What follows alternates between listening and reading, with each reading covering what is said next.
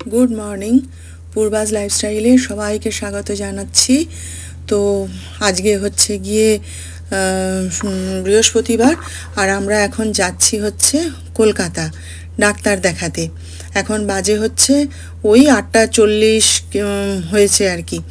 তো আপনাদের সঙ্গে বাড়িতে কথা বলার একদম সময় পাইনি, কারণ হুটোপুটি করে সমস্ত কাজ গুছিয়ে সেরে তারপরে বেরোতে হয়েছে, তো টাইমের মধ্যে বেরোতে হবে, সেই জন্যে কথা বলার সময় পাইনি।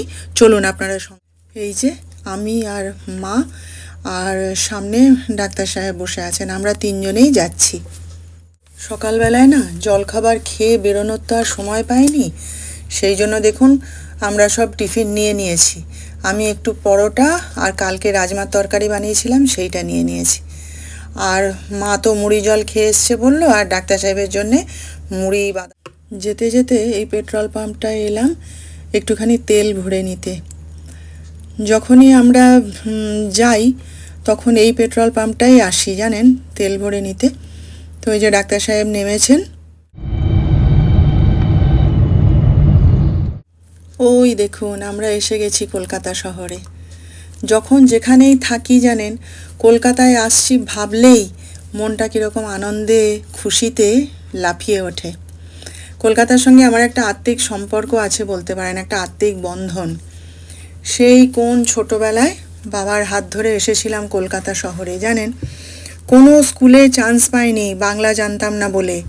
মা তারপরে ওই শাহাপুর মথুরানাথ হাই স্কুলে 1 বছর পড়িয়েছিলেন বাংলা শেখার জন্যে।